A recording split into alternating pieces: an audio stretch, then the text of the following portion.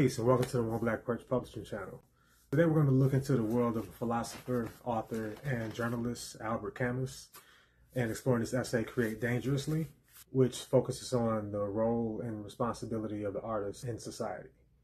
So if you're a writer or an artist or someone who just strives to live more authentically and with meaning, he offers some perspectives that encourage us to embrace our creativity, continue to make a difference in the world. He wrote novels and plays. He's won the Nobel Prize. There's a couple of his novels that I plan to get. One is called The Stranger, and the other one, I can't think of the title off the top of my head, but he's trying to have a talk with us that's pretty universal and has to do with personal suffering, bearing witness to suffering, and the courage to speak out through writing or creating. I came across his book on Bookshop as part of my homework as a startup publisher from outside of industry connections or bona fides, just sort of getting familiar with well-known and critically acclaimed books on the craft and career of writing. And I've been meaning to share some of what I've learned, some of what I've read, just useful pointers. But the world right now is more chaotic and noisy than ever, and his message is delivered in the form of a challenge to artists to embrace the power and responsibility of their craft, even in the face of that noise, chaos, distraction, uncertainty. Choose engaging the issues of the day rather than accepting any spiraling status quo.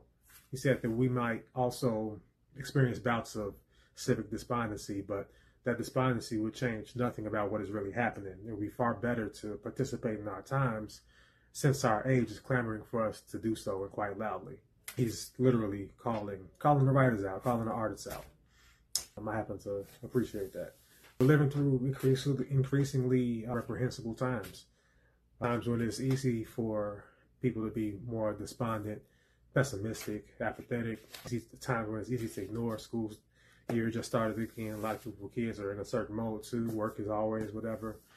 But he believes he can still make an impact through writing. But even Ta-Nehisi Coates on a recent interview of his during his promo run for his new book, he emphasized how valuable storytelling just continues to be to human beings. But some of the key issues that Camus raises in here are pretty simple and necessary and grounding for us to sort of clarify how you see your role and responsibility as a writer, or if you believe there is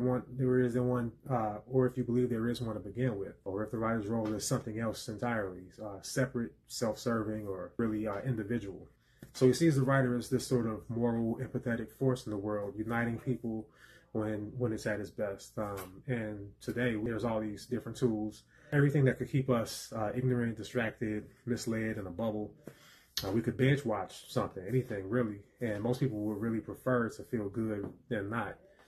That's just common sense, but our world isn't just made up of that, unfortunately. And to him, reporting on it and reflecting it in our work, it should be one of our highest priorities. He wrote, "We must know that we cannot hide away from communal misery, despite the past or future greatness of the states or political parties that are oppressing them.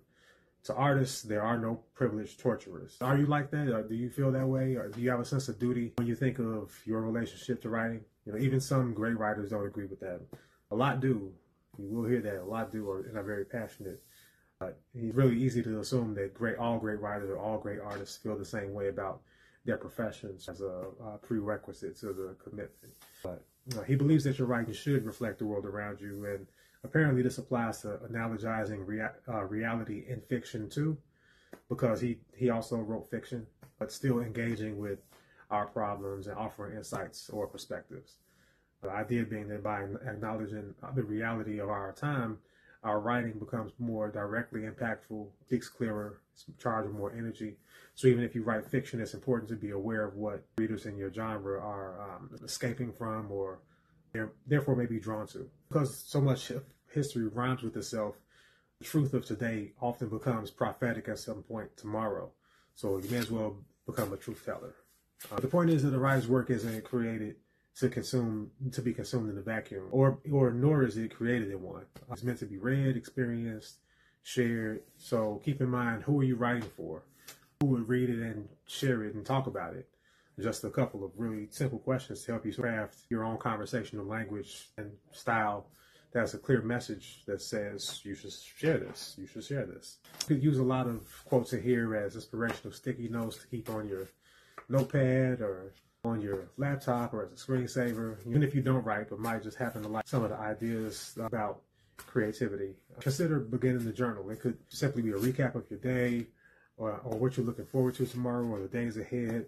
It can serve to be a stress release valve too. So it's one of the ways that we sort of reinforce and reshape the context in our lives too. So there's potentially a deeper, broader understanding that we gain when we journal, look back, and continue to reaffirm and readjust our own understanding. This is really a short read. When I first saw it online, I thought it was a longer book. So when I got it, I read it the same day in one sitting. I don't believe there's a page that isn't encouraging, inspirational, purposeful, hopeful. I've never read a book that was so short. This is so short, but really effective at putting the battery in your back. And I don't know anything about his spiritual background or his philosophical training yet, but it'd be interesting to know how he landed at such a passionate, overlooking place. He said himself that every publication is a deliberate act, and that act makes us vulnerable to the passions of a century that forgives nothing. So I'm looking forward to seeing how he leans into that vulnerability in his books whenever I get a chance to read them. I'm actually backed up on my reading currently. I'll catch up soon enough. How do you feel about his call to action? Do you agree with him? You should find some sense of duty in your writing, that there is a responsibility that writers have, and what do you believe their role is and what that responsibility is for writers and artists today? Don't forget to give this video a like if you enjoyed it, and be here to subscribe for more content on writing, creativity, and the power of storytelling. Until next time, peace.